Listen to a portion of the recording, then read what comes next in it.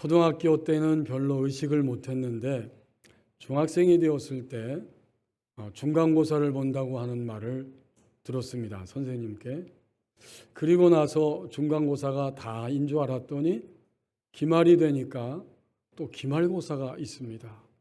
그때부터 시작해서 중학생, 고등학생 끝날 때까지 적어도 한 학기에 중간고사, 기말고사 계속 시험이 있더라고요.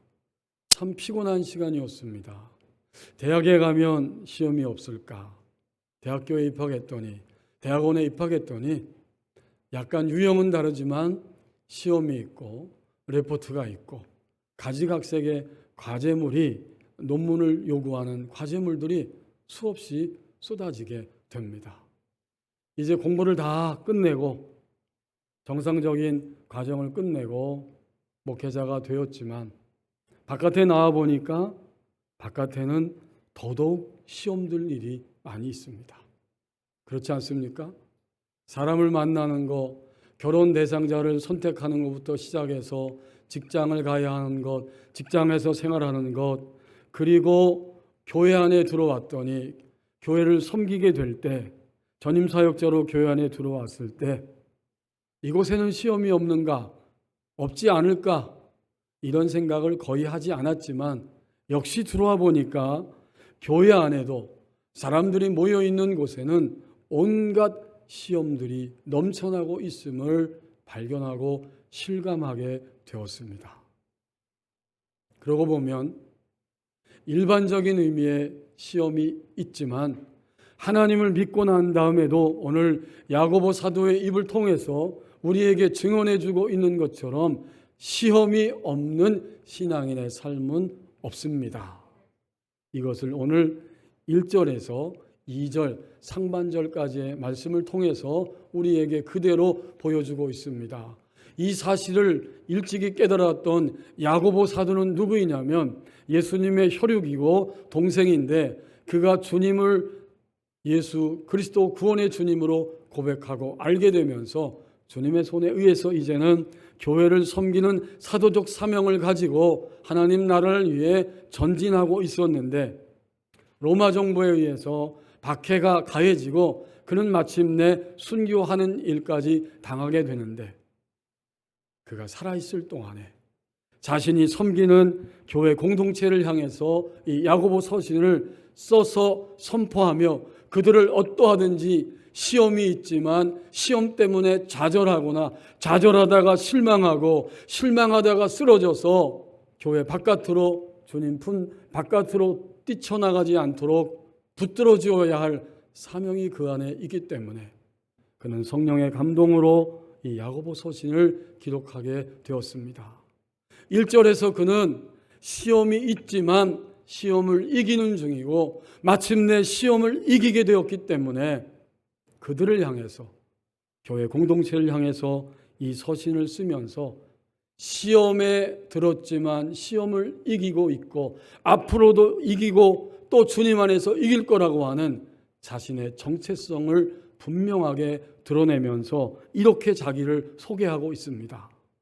1절에 보시면 하나님과 주 예수 그리스도의 종 야고보는 흩어져 있는 12지파에게 문안하노라. 12지파는 구약적인 의미에서 12지파 하나님의 백성이고 야고보는 유대인이니까 그러면서 동시에 유대인이었다가 예수님을 통해서 진정한 구원의 소식 안으로 들어온 유대인 그리스도인 공동체요 이방인이었다가 주님을 믿게 된 주님의 백성들이며 오늘 21세기를 살아가는 우리 사랑하는 법운익교회 교우들 여러분들이며 저희며 우리 각자입니다.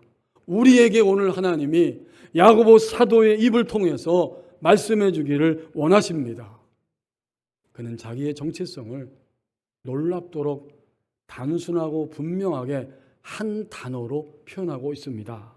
1절에 보면 둘로스라고 하는 단어인데 종이라고 하는 뜻이고 이건 그냥 일반적인 종이 아니라 노예를 의미합니다. 이제 1절을 다시 보십시오. 하나님과 주 예수 그리스도의 부리시는 노예인 종 야고보는 흩어져 있는 12지파에게 문안하노라. 이건 정말 모든 그리스도인들이 주님을 믿고 나서 가져야 하는, 가지게 되는 정상적인 정체성입니다. 우리는 나의 욕망의 종도 아니고 누군가에게 제압당하여서 끌려다니는 노예도 아니고, 우리가 주님을 알면 알수록 우리를 점검하게 되는데, 내가 누구의 부리시는 종으로 이 땅 위에 남은 생애를 살아갈 것인가? 하나님이 오늘 이 말씀을 우리에게 들려주시는 이유가 있습니다. 2026년 중반이 지나가고 하반기 세 번째 주를 맞이합니다. 금방 26년이 마감될 텐데, 너는 도대체 전반기 동안 누구의 종으로 살아왔느냐? 그리고 우리에게 깨우쳐 주십니다. 이 사람 때문에, 저 사람 때문에, 이 환경 때문에, 저것 때문에 나는 주님 말씀대로 따라올 수가 없었어요. 100% 맞는 말씀이에요. 저 역시도 그랬습니다.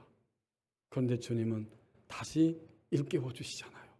너희는 이 땅에 정해진 일정한 시간을 살면서 결코 어떤 것 누구에게도 노예처럼 사는 존재가 아니라 하나님과 주 예수 그리스도께서 부리시는 종으로서 그의 심부름을 하면서 다만 그의 평가와 그의 요구하심과 그의 인도하심을 따라가는 그 종으로서 너의 인생을 살아가야 한다.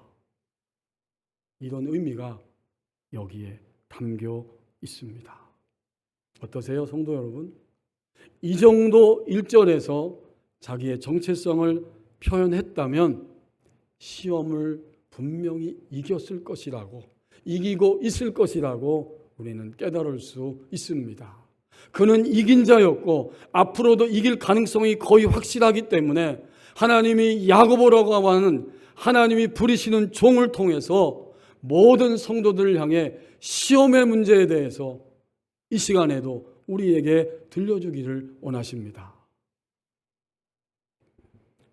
로마 박해 시대에 살아가면서 외부적인 이러한 시험을 그들은 만나고 있었고, 또 야고보서 전체를 읽어보면 특별히 2장에는 경제적인 차별 문제가 그 교회 공동체 안에 있었다는 것을 보여주고 있고, 3장에서는 3장 1절에서 12절에 보면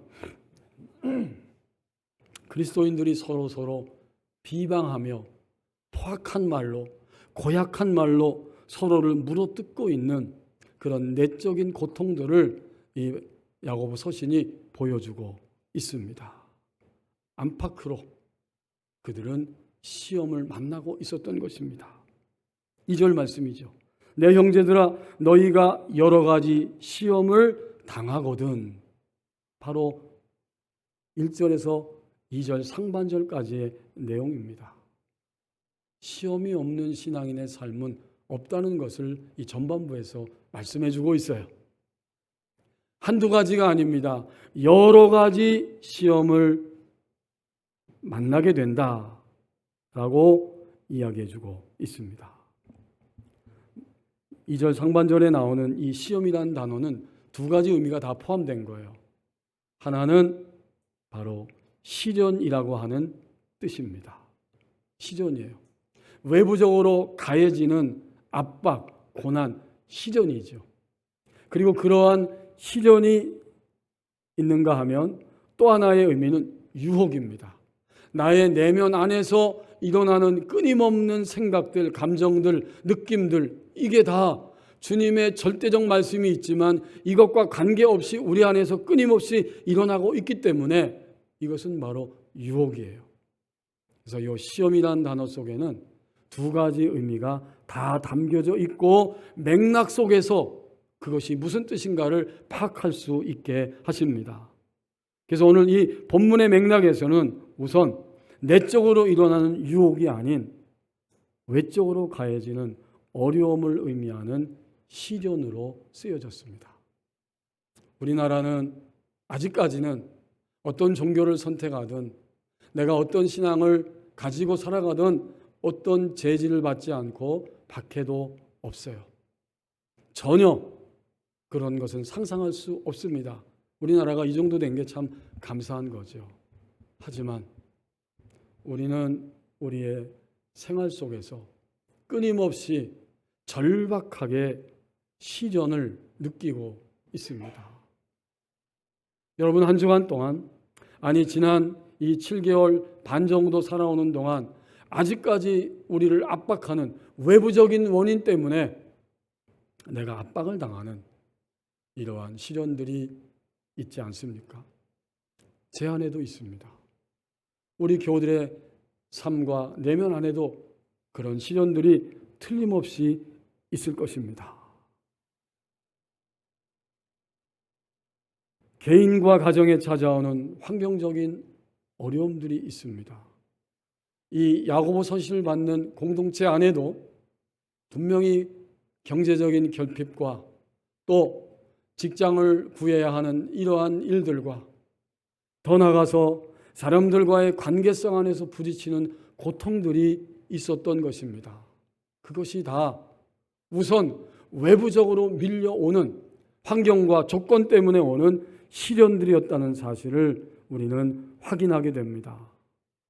오늘 우리에게도 뼈저리게 내가 인생의 나이만큼 아직까지도 해결되지 않은 나의 고통과 함께하는 가족들과의 고통이 있을지도 모릅니다. 이 모든 것들이 다 시련이라고 하는 의미 속에 담겨져 있고, 2절 말씀에서 여러 가지 시험이라고 표현했는데 이 여러 가지는 양이 많다는 의미가 아니죠.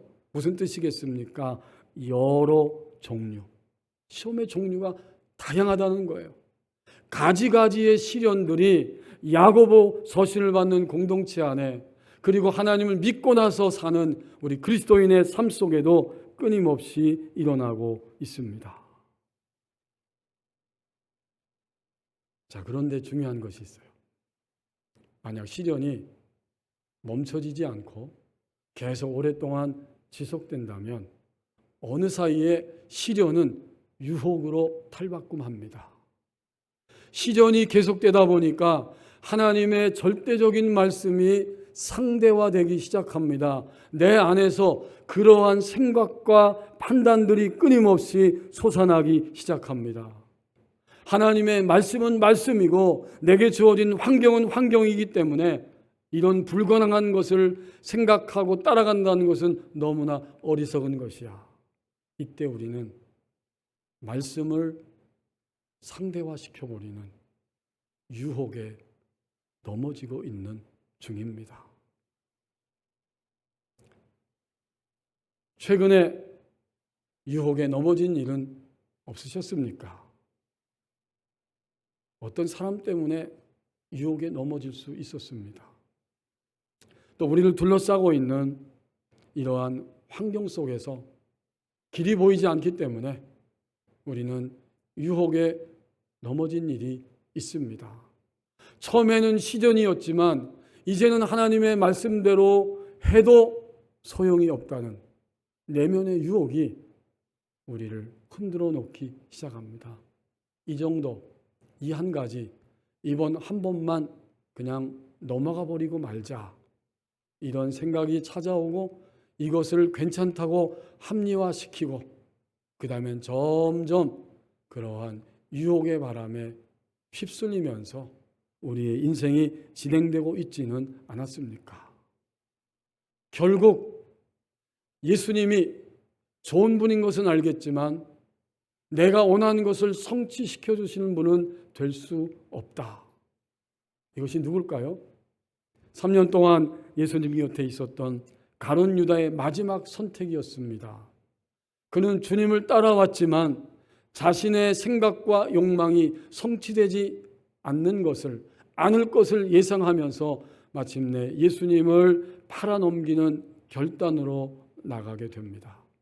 이것이 시련에서 시작되고 시간이 지나고 환경이 바뀌면서 결국에는 말씀을 포기해버리는 유혹으로 쓰러지고만 한 사람의 모습입니다.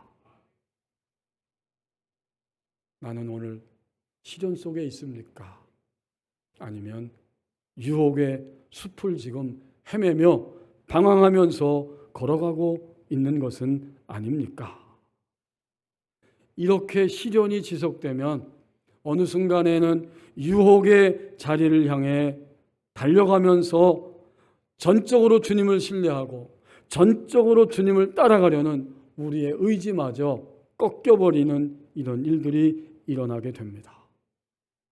그러니까 외부에서 오는 환경적인 시련도 환경에 대한 나의 반응에서 내면에서 일어나는 유혹도 한마디로 표현하면 무엇입니까? 다 시험입니다. 그래서 오늘 하나님이 야고보 사도의 입을 통해서 내 형제들아 너희가 여러 종류의 시험들을 만나게 된다. 시험에서 면제된 시험이 없는 그리스도인의 신앙의 삶이란 존재하지 않는다. 이것을 분명하게 명시적으로 오늘 2절 상반절까지의 말씀에서 우리에게 보여주십니다. 우리의 시련과 나의 유혹을 생각하면서 그러면 하나님은 그냥 시련과 유혹은 다 있는 거야, 시험이 있는 게 다 인생이야 라고만 말씀하셨을까요? 당연히 그렇지 않죠. 나머지 2절 하반절에서 5절까지의 말씀을 통해서 시험을 넘어서는 길이 열려 있음을 우리에게 알려주십니다. 하나님은 문제를 지적하십니다. 이게 은혜예요. 내가 어디가 아픈지 어디가 병들었는지를 분명히 지적받아야죠. 그리고 그것을 진단해 주시는 거예요. 거기까지 하고 끝나는 게 아니에요. 주님은 야고보 사도를 통해서 야고보 서신을 받는 그 교회 공동체의 시련과 유혹, 시험을 지적해 주시고 그 문제를 진단해 주셨습니다. 그리고 나서 그 모든 것들을 떨치고 발로 밟고 일어설 수 있는 새롭게 시험을 넘어서는 길이 있다는 사실을 분명하게 알려주십니다. 2절 하반절에서 하나님의 감동으로 시험에 직면한 성도들을 향해서 그들이 붙들어야 할 첫 번째의 태도, 그리고 중심. 태도이면서 중심이에요. 우리의 태도는 중심에서 나오거든요. 중심이 삐딱한 사람은 태도가 삐딱하게 돼요. 똑같은 거예요. 그리고 태도가 온전한 사람은 중심도 온전한 거예요. 그렇기 때문에 시험에 직면한 그리스도인 공동체가 한 그리스도인이 첫 번째로 붙들어야 할 바로 그 중심, 태도가 무엇인지를 명령형으로 말씀합니다. 2절 하반절에서 4절까지는 첫 번째 명령형의 내용들이에요. 뭐라고 말씀합니까? 뭐라고 명령합니까? 여러 가지 시험이 있다, 여러 가지 시험이 온다, 이걸 직면하거든 첫 번째로 어떻게 하라고요? 온전히 기쁘게 여기라. 저는 이 말씀을 준비하면서 사실 개인적으로 이해가 안 됐어요. 억울하잖아요. 그리고 너무나 어울리지 않는 말씀이잖아요. 시험이라고 하는 것과 기쁨이라고 하는 단어가 어울릴 수가 없잖아요. 하지만 그렇다면 내가 금방 받아들일 수 없지만 이 말씀은 주님 왜 하셨을까? 이 말씀의 온전한 의미를 뭐라고 나에게 깨우쳐 주실까? 우리 교우들에게 말씀하게 하실 것인가? 여러분, 온전히 기쁘게 여기라는 거예요. 정말 여러분 이것을 아멘으로 받을 수 있습니까? 현재 내가 직면한 시련, 그리고 그것 때문에 가지가지의 생각이 내 안에서 왔다 갔다 하는 유혹, 내면의 유혹, 이 시험 앞에서 아무런 전제가 없어요. 첫 번째로 명령하는 것은 온전히, 이 말은 전적으로 이런 뜻입니다. 온전히 전적으로 기쁘게 여기라. 여기란 말은 생각하라, 그런 뜻이에요. 다시 한번 정리하면 시험을 만났을 때에 전적으로 기쁘게 생각하라. 이것이 하나님의 처방전이에요. 이 처방전이 마음에 드십니까? 이 처방전이 여러분 정말 이해가 되십니까? 우리의 어떠함에 관계없이 하나님은 기록된 말씀을 통해서 이 처방전을 이 아침에 우리에게 내려주십니다. 전적으로 기쁘게 생각하라. 그 이유가 뭘까요? 그 전에 신약 주석가인 지금은 은퇴하셨지만 박수함 교수님이 온전히 기쁘게 여기란 이 문장을 새롭게 이렇게 번역을 했습니다. 다른 것이 섞이지 않은 온전한 기쁨의 기회로 여기라. 다른 어떤 것도 섞이지 않아. 다만 기쁨의 기회로 여기라. 3절 말씀에서 그 이유를 가르쳐 주십니다. 이는 너희 믿음의 시련이 인내를 만들어내는 줄 너희가 알미라.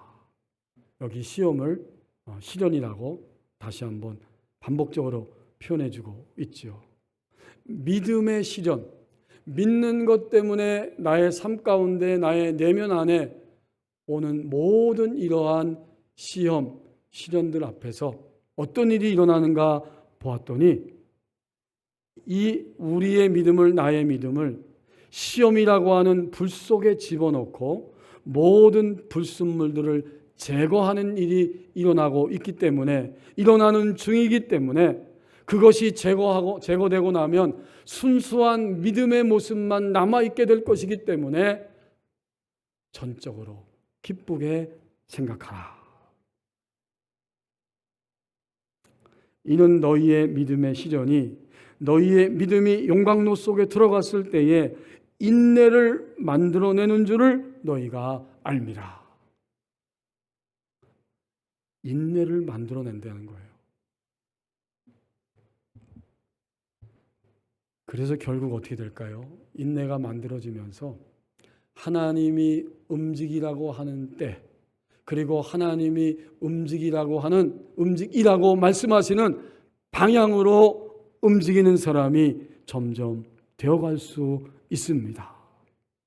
이게 인내를 통해서 만들어지는 성도의 믿음의 실제입니다. 시험은 역설적으로 우리를 이런 사람으로 만들어가기 시작하는 거예요. 사실 우리는 하나님을 주님이라고 고백하지만 아직도 어떤 부분에 있어서는 내가 주인이거든요. 야고보 사도가 의미 있게 하나님이 이 서신을 기록하면서 예수 그리스도 하나님께서 부리시는 노예, 종이라고 하는 단어를 썼던 것은 굉장히 의미심장합니다. 믿음은 나를, 주님이, 좋은 의미죠, 당연히. 완벽한 의미죠. 나를 이곳에 저곳에 이 환경 저 환경 속에서 하나님이 움직이게 하실 수 있도록, 하나님의 움직임의 바람을 타고 나도 함께 그 바람과 함께 움직일 수 있도록 나를 만들어 가시는 바로 그러한 역사를 이루게 한다. 그때 순수한 믿음만 남는 거예요. 다른 어떤 불순물도 점점 없어지는 거죠.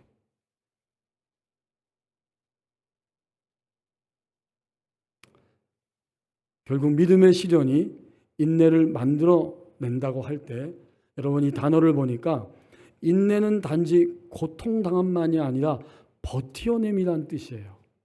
버텨내고 있는 거예요. 오늘 이 예배 자리에 오신 우리 교우들은 너무나 귀한 분들입니다. 어떻게 시험이 많은 이 땅의 삶 가운데 버텨내시고 주님의 날 예배하기 위해서 어젯밤까지도 결코 교회 가고 싶지 않을 만큼 힘든 일들이 있었음에도 불구하고 버텨내셨어요. 그리고 예배하는, 주님을 높이는, 나의 인생에 있어서 주님이 전부라고 하는 이 고백을 무릎을 꿇고 고백하면서 버텨내시면서 이 자리에 오셨습니다. 시험은 우리를 버텨낼 수 있도록 여기까지 이끌고 온 것입니다. 그러면 마침내 인내가 만들어진다 할 때 이 만들어진다는 말도 그냥 만들어진다는 단순한 의미가 아니라 본래적인 의미를 찾아보니까 성취됨을 의미합니다. 성취될 것이 마땅히 성취된 것입니다. 믿음의 시련이 버텨냄을 가져오고 마침내 하나님이 움직이시는 대로 움직일 수 있는 성취됨을 가져온다. 이것을 4절에서 풀어서 설명하고 있어요. 인내를 온전히 이루라. 이는 너희로 온전하고 구비하여 조금도 부족함이 없게 하려 함이라. 성취됐다는 거죠. 이제 요 사건이나 이러한 의미의 어떤 일들에 대해서는 성취되었기 때문에 더 이상 시련과 유혹에 넘어지지 않도록 요 단계만큼까지 성취되었습니다.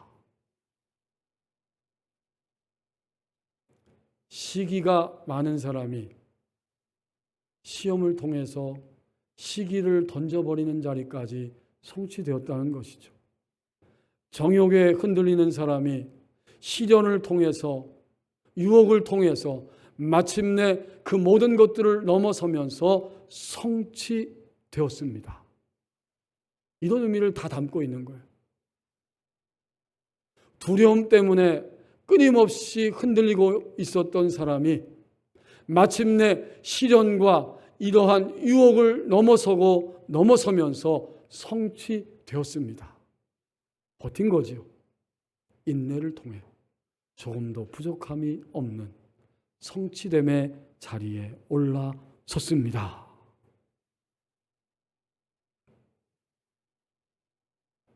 그러므로 결론은 무엇입니까? 여러 가지 시험을 만나거든 그러므로 어떻게 하라고요? 온전히 기쁘게 여기라. 드디어 이 말이 나오는 거예요. 전적으로 기쁨으로 기뻐하며 생각하라. 이 말이 여기서 나오게 됩니다. 2단계에서 나오는 거예요. 장로회 신학대학교에서 교육학을 전공하고 가리키는 조성실 교수님이 신문에 칼럼을 썼는데 이런 제목이에요. 왜 노르웨이는 기술 선진 국가인 노르웨이는 AI를 아이들에게 금지했나? 노르웨이 정부가 다음 달 새학기부터 초등학교 1학년생들에게는 곧 6세에서 13세 학생들에게는 생성형 인공지능 AI 사용을 금지하기로 결정을 했다고 합니다. 이상하죠? 14세, 16세는 교사의 지도 아래 제한적으로 사용하고 17세, 19세는 이후에 교육과 취업에 대비해 AI를 적절히 사용하는 법을 배우게 한다고 발표를 했습니다. 요나스 스텔의 총리가 이렇게 말합니다. AI의 사용은 아이들이 교육과정에서 중요한 단계를 건너뛸 위험을 높인다. 가장 중요한 것은 학교 교육에서 아이들이 읽고 쓰고 덧새 많은 법을 배우는 것이라고 덧붙여서 이야기했습니다. 그러니까 AI 사용을 전적으로 막겠다가 아니고 배움의 단계를 너무 쉽게 생각하려는 서툴지만 배우려고 하는 단계를 너무나 쉽게 뛰어넘으려고 하는 생략하려는 유혹, 바로 그것을 차단시켰다고 하는 이야기입니다. 그러면서 조 교수님에 의하면 AI의 진짜 문제는 이거라고 말하더라고요. AI, 교실에서 마주하는 AI의 진짜 문제는 오답이 아니라 즉답이다. 저는 공감이 갔어요. 오답은 교사가 확인하고 고쳐줄 수 있지만 즉답은 다릅니다. 너무나 빠른 답은 아이가 생각할 시간을 빼앗아 버린다는 거예요. 마치 테슬라의 완전 자율주행차가 다 좋은데 초보 운전자에게는 어떤 순간에 치명적일 수 있는 것처럼 자율주행 기능이 풀릴 때가 있습니다. 좁은 골목길이나 악천후에서는 운전하지 못하는 상황이 올 때, 이때 초보 운전자는 운전자가 아니라 그냥 탑승객으로만 있었기 때문에 방법이 없어지는 거예요. 마찬가지예요. 그러면서 좀 더 생략해서 말씀을 드리면 신앙교육도 다르지 않다. AI의 즉답은 하나님 앞에 머무는 시간을 빼앗는다. AI는 아이들의 질문에 즉시 답하고 성경 본문도 몇 초 만에 요약적으로 그렇게 답을 해준다. 그러나 신앙교육은 하나님에 대한 정보를 빠르게 처리하는 일이 아니다. 크리스틴 노체는 경험의 멸종이라고 하는 글에서 이렇게 말했습니다. 기술이 우리에게 지루함과 기다림, 직접 경험의 시간을 빼앗고 있다. 그래서 신앙교육은 바로 그 사라져가는 시간 속에서 세워진다는 거예요. 기도는 몇 초 만에 생성되는 AI 문장이 아니라는 거죠. 예배는 하나님 앞에 흥미로운 콘텐츠가 아니라 마음의 방향을 다시 하나님께 돌리는 반복의 훈련이다. 기도는 하나님 앞에 머무는 습관이다라고 말합니다. 성경학교 수련회를 진행하면서 오히려 어른들의 마음이 더 조급할지도 모른다. 더 큰 문제는 아이들의 지루함보다 어른들의 조급함이다. 성령께서 한 영혼을 천천히 빚어가는 시간을 기다리지 못한 채 즉각적인 반응과 눈에 보이는 결과를 신앙교육의 성공으로 착각하기가 쉽다. 아이들에게 필요한 것은 빈틈없는 재미만이 아니라 하나님 앞에 머물 여백이다. 그리고 결론 짓기를 신앙은 지루함을 통과하며 오래 머무는 법을 배우는 교육이다. 인내. 시험이 없는 신앙생활은 없지만 인내 속에서 하나님을 기다리면서 마침내 하나님 그분의 움직임을 파악하고 그분과 함께 걸어가는 이런 인생이 되어져가는 과정, 이것이 바로 신앙의 시험의 여정이 된다는 의미입니다. 마지막으로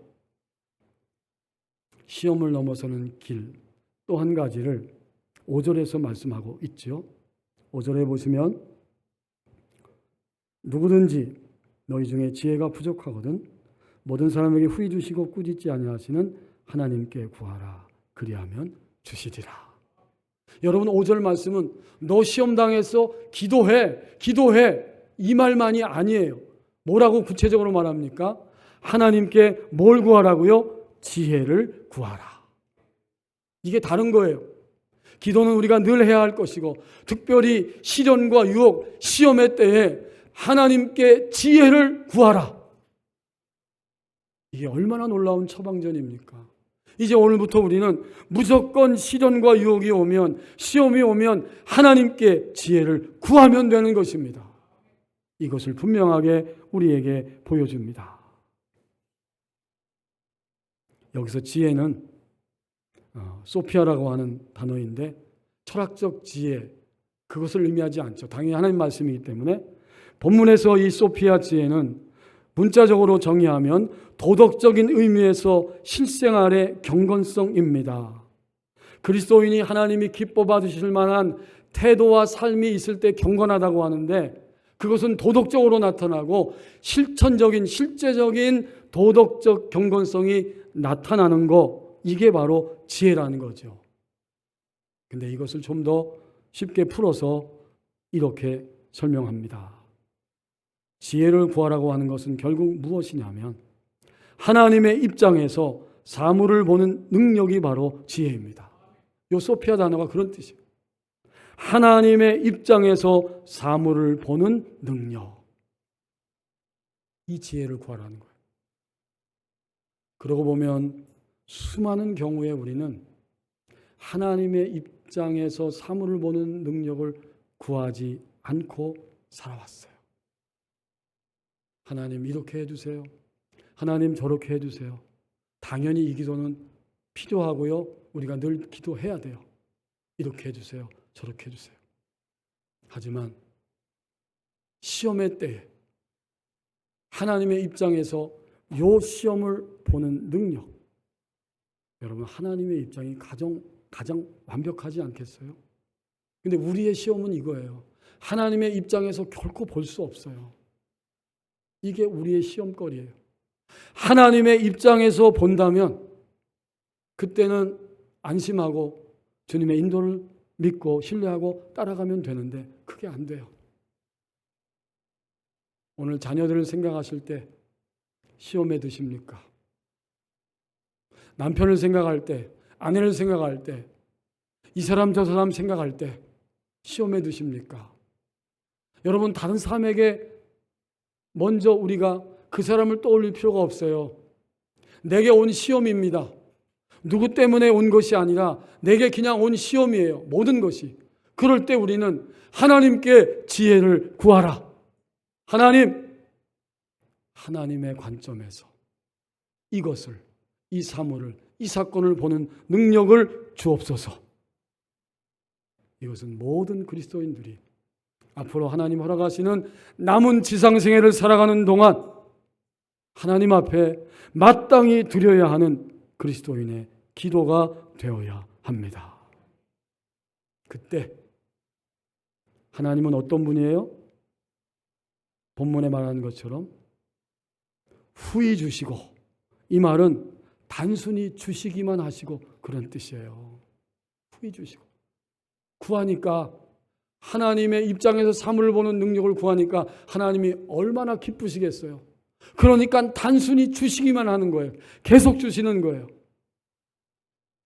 그 다음에 꾸짖지 아니하시는, 이 말은 당연히 어떤 기도에도 너그러움과 관용하심을 가지신 하나님, 그 하나님께 지혜를 구하라. 그때 비로소 우리는 내가 알 수 있도록 응답해 주시는 하나님의 사인이 오는 것을 절실하고 분명하게 확인할 수 있게 되고, 그것을 확인했기 때문에 열려진 그 길을 향해 우리의 발걸음을 옮기며 그 길로 달려가게 하십니다. 나에게 다가온 시험 앞에서 이렇게 살 수 있다고 우리에게 오늘 말씀해 주십니다. 기도하겠습니다.